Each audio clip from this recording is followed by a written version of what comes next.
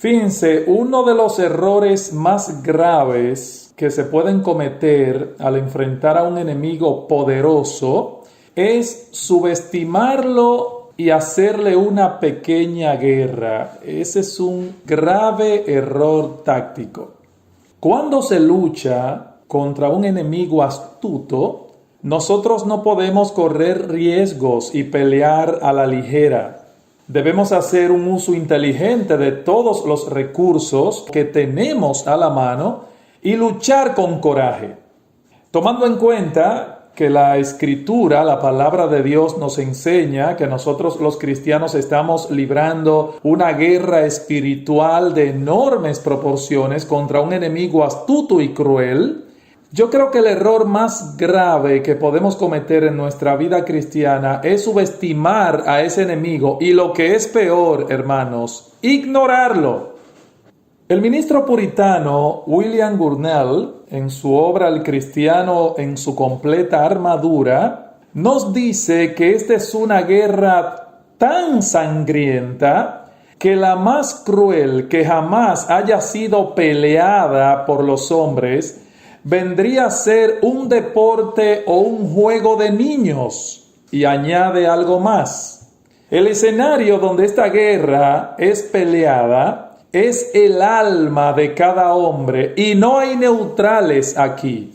El mundo entero está comprometido en esta disputa, ya sea del lado de Dios contra Satanás o del lado de Satanás contra Dios. Termina la cita. O sea, hermanos, pensemos en cualquiera de las guerras que alguna vez haya sido peleada en la historia de la humanidad, la más sangrienta, la más cruel, la más destructiva. ¿Y saben qué? Esta guerra de la que estamos hablando la sobrepasa a todas. A todas. Como yo les decía en una entrega hace ya un par de meses atrás, recuerdo cuando hablaba de la lucha del cristiano y cómo debemos apercibirnos de las maquinaciones de Satanás, yo recuerdo que una de las cosas que yo les decía a ustedes, hermanos, es que la palabra de Dios describe al cristiano como un soldado, pero no un soldado participando en un desfile militar, no, sino un soldado en medio de un campo de batalla, donde cualquier descuido puede ser fatal para su propia alma, para su propia vida o la vida de otros inclusive. Así que es de esa guerra que Pablo nos habla en el pasaje que acabamos de leer en Efesios capítulo 6, específicamente los versículos 10 al 20. Hermanos, nuestra lucha no es contra sangre y carne, dice Pablo en el versículo 10.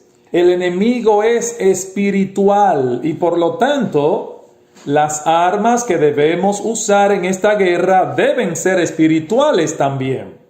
Las armas de nuestra milicia no son carnales, dice en 2 de Corintios capítulo 10, versículo 4. Las armas de nuestra milicia no son carnales, sino poderosas en Dios para la destrucción de fortalezas. Hermanos, estamos enfrentando a un enemigo fiero, poderoso, astuto, cruel y perseverante. Ahora, Dios no nos ha enviado desarmados al campo de batalla.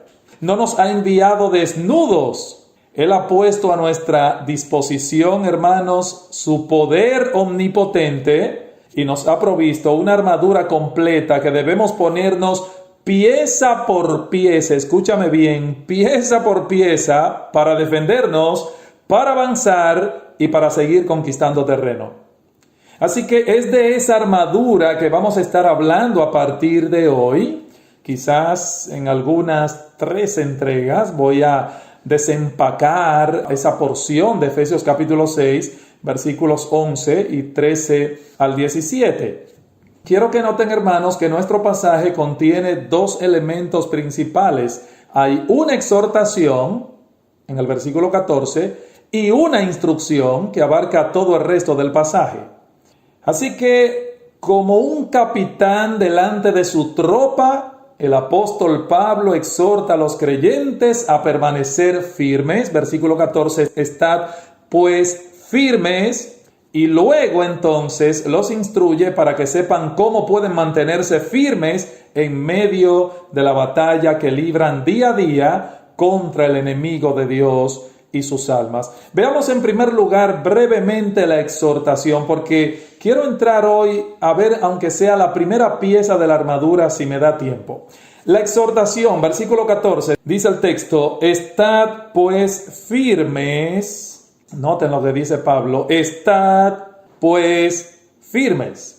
Realmente, aunque la lucha es dura y constante, aunque el enemigo que nosotros enfrentamos no cesará en su empeño para destruirnos, nuestro deber es seguir luchando y mantener nuestra firmeza, porque Dios nos ha provisto, hermanos, de todos los recursos que necesitamos para seguir en pie y avanzar. De hecho, noten el énfasis de Pablo en este mismo pasaje. En el versículo 11, por ejemplo, él dice Pablo, vestíos de toda la armadura de Dios para que podáis estar firmes contra las acechanzas del diablo. Versículo 13, por tanto, tomad toda la armadura de Dios para que podáis resistir en el día malo y habiendo acabado todo, estar firmes. Versículo 14, estad pues firmes. Estad pues firmes. Una de las armas más poderosas del enemigo es el desaliento. No sé si lo sabían, hermanos. El desaliento es una de las armas más poderosas que tiene el diablo para atacarnos. No vas a poder, mira, ni lo intentes. Eres demasiado débil y torpe. Oye, por más buenas intenciones que tengas, tú estás condenado a la mediocridad y al fracaso. Eso dice Satanás. Ahora, ¿saben cuál es, hermanos, el problema con este pensamiento? Que en lo que respecta a nuestra propia debilidad y torpeza, eso es totalmente cierto. Nosotros no podemos en nosotros mismos enfrentar exitosamente al enemigo de nuestras almas, a menos que nos amparemos en el poder omnipotente de Dios. Y hermanos, a menos que nosotros vistamos la armadura que Él nos ha provisto. Miren, David, por ejemplo, piensen en David. Yo creo que David nunca hubiese podido enfrentar a Goliat en sus propias fuerzas, humanamente hablando. Humanamente hablando. David no podía enfrentar a Goliat en sus propias fuerzas. Ahora, una piedra y una honda, mis hermanos, fueron suficientes para matar al gigante. ¿Saben por qué? Porque Dios estaba con él. En Dios haremos proezas, dice el libro de los Salmos 60, versículo 12, y Él hollará a nuestros enemigos. En Dios haremos proezas. ¿Cuál es nuestro deber? Seguir luchando, pero descansando en su poder, no en el nuestro. No en el nuestro, hermanos. Aunque muchas veces el embate parezca insoportable y estemos a punto de caer, hermano, debemos seguir firmes en nuestra posición en el campo de batalla, porque la victoria final del creyente es segura.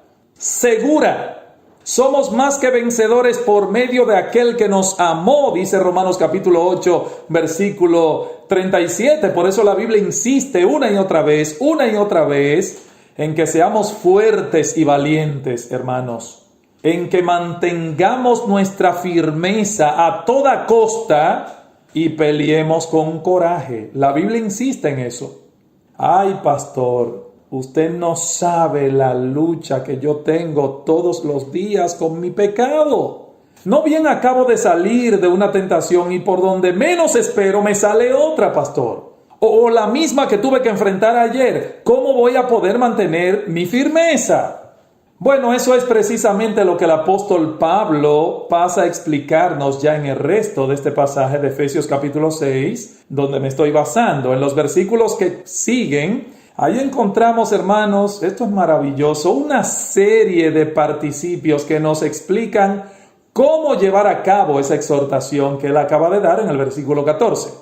Ceñidos vuestros lomos con la verdad, lo voy a explicar, vestíos con la coraza de justicia y calzados los pies con el apresto del evangelio de la paz y tomando el escudo de la fe y la espada del Espíritu, que es la palabra de Dios. Es así como nosotros podemos permanecer firmes, tomando toda la armadura de Dios y haciendo un buen uso de ella, hermanos, porque hay que saberla usar. Así que, habiendo visto entonces la exhortación, yo quiero que veamos ahora, en segundo lugar, la instrucción a partir de este momento.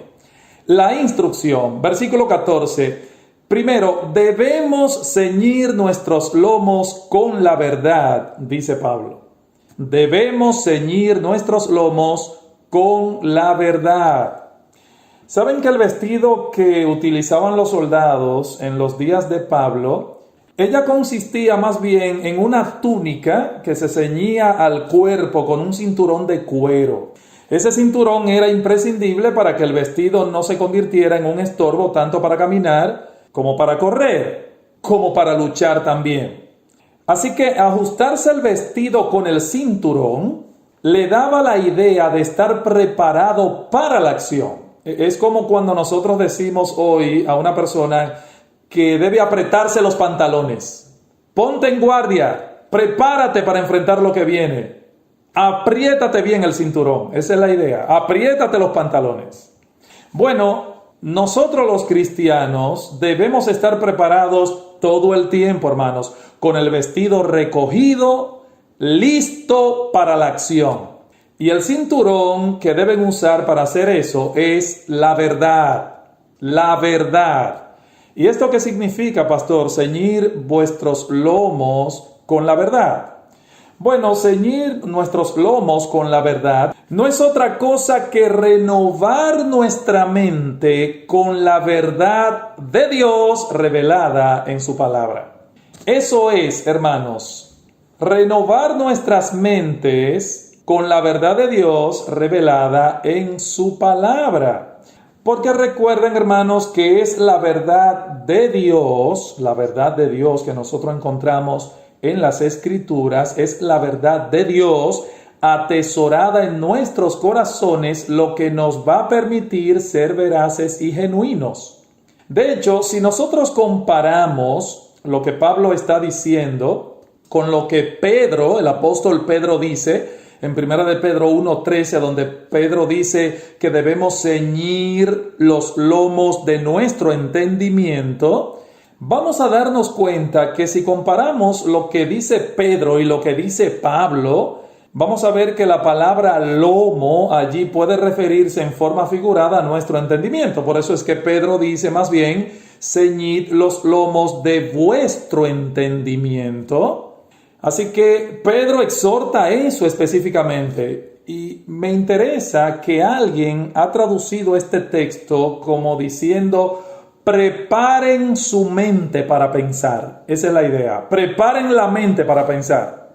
Hermanos, si nosotros queremos luchar bien, debemos pensar bien. Debemos atesorar en nuestras mentes todo el consejo de Dios, no una parte, todo el consejo de Dios. Y evidentemente todo el consejo de Dios está revelado en la palabra de Dios, en la Biblia. Cuando éramos incrédulos, nosotros teníamos el entendimiento entenebrecido, como dice Pablo en Efesios capítulo 4. Cuando éramos impíos, teníamos el entendimiento entenebrecidos y Satanás se aprovechaba de nuestra ignorancia, de nuestra ceguera espiritual. ¿Saben para qué? Para extraviarnos. Ahora, ya la luz de la palabra de Dios nos ha iluminado. Y en la misma medida en que esa luz siga penetrando y despejando las tinieblas, hermanos, en esa misma medida nosotros podremos encarar más eficazmente a nuestro enemigo. En el Evangelio de Juan capítulo 8, versículo 31, el Señor dice en ese conocido pasaje: si vosotros permaneciereis en mi palabra, seréis verdaderamente mis discípulos y conoceréis la verdad y la verdad os hará libres. Saben que el ignorante es un esclavo, porque es la ignorancia la cadena que el diablo utiliza para mantener al incrédulo en su poder. Ahora, la verdad nos hace libres. La verdad de Dios revelada en su palabra nos libera de esa esclavitud. Y es por eso que en su oración sacerdotal, nuestro Señor Jesucristo, en Juan capítulo 17, pide al Padre que nosotros, los creyentes, seamos santificados en la verdad. Dice, Padre, santifícalos en tu verdad. ¿Y qué dice? Tu palabra es verdad. Tu palabra es verdad, dice Cristo. O sea, hermanos, la mente debe atesorar la verdad de las Escrituras para poder luchar eficazmente contra el pecado, hermanos. Las ideas tienen consecuencias. Como tú piensas, así vives. Por ejemplo, si tu mente atesora ideas equivocadas, actuarás necesariamente en una forma equivocada. ¿Saben lo que dice la Biblia en 1 Corintios capítulo 15, versículo 33? Que las malas conversaciones corrompen las buenas costumbres. ¿Por qué? Bueno, porque la información corrompida no se queda en nosotros como simple información, actúa y corrompe. Si no es la verdad de Dios revelada en su palabra lo que está controlando tu proceso de pensamiento, mi hermano, tú serás presa fácil del engaño del diablo. Debes conocer la verdad, debes estar convencido de que es verdad y debes tener el compromiso de vivir conforme a esa verdad. Esa es la idea. Nunca podremos subestimar la importancia de que un creyente, por eso, conozca la palabra de Dios. Miren, hermanos, es de suprema importancia que todo cristiano conozca las doctrinas bíblicas, que escudriñe las Escrituras, que asista regularmente a su iglesia, donde la enseñanza seria y profunda de la Escritura tenga un papel fundamental. Debemos conocer todo el consejo de Dios y actuar conforme a ese consejo. Esa es la primera pieza de la armadura que Pablo menciona en nuestro texto. Ese es el punto de partida en esta lucha, hermanos. Sin la verdad estamos perdidos. Sin la verdad estamos perdidos. Completamente perdidos. Como bien señala el doctor Albert Martin, no solo debemos poseer la verdad, sino ser poseídos por ella. Eso es verdad. No solamente debemos poseer la verdad, sino ser poseídos por esa verdad. Recuerden que fue la verdad de Dios el arma que Cristo utilizó para enfrentar a Satanás en el desierto. Escrito está. Escrito está. O sea que Cristo no solamente conocía lo que estaba escrito, sino que estaba plenamente convencido de que no podía hacer otra cosa que aquello que estaba escrito. He ahí, mi hermano, la única forma posible de tú poder salir airoso en medio de esta guerra. Mi hermano, cuando tú tienes que tomar una decisión o tú te encuentras en medio de una prueba, escúchame bien, en medio de una situación aflictiva, o alguien te ha ofendido y tú tienes que resolver ese conflicto, mi hermano, una pregunta: ¿cómo es tu proceso de pensamiento? ¿Te guías por tu intuición o por tus sentimientos o por lo que es más cómodo y fácil? ¿O son los principios bíblicos los que te gobiernan? Hermano, una pregunta: ¿conoces la Escritura lo suficiente como para poder analizar las cosas bíblicamente, como para discernir el error y el pecado, aun cuando estos se presentan en forma sutil? Mi hermano, en serio, ¿está tu mente llena de la verdad de Dios revelada en su palabra? No lo olvides, como piensas, así actúas. ¿Cuál es el pensamiento en el corazón del hombre? Tal es él, dice Proverbios capítulo 23, versículo 7. A menos que remuevas o renueves tu entendimiento, dejando que la verdad de Dios penetre profunda y copiosamente en tu proceso de razonamiento, mi hermano, tú no podrás enfrentar con eficacia al enemigo de tu alma. ¿Con qué limpiará el joven su camino? Con guardar tu palabra, dice el Salmo 119:9. En mi corazón he guardado tus dichos para no pecar contra ti. Así que debemos ceñir nuestros lomos con la verdad. Y en la próxima veremos, versículo 14b, que debemos ponernos la coraza. ¿Eso qué significa? En la próxima entrega lo compartiré contigo. Mientras tanto, hermanos, que Dios nos ayude a atesorar estas verdades en nuestro corazón, pero también a llevarla al terreno práctico. Que el Señor te bendiga y te dé la gracia para poder vivir así, apercibido de esta realidad. Dios te bendiga.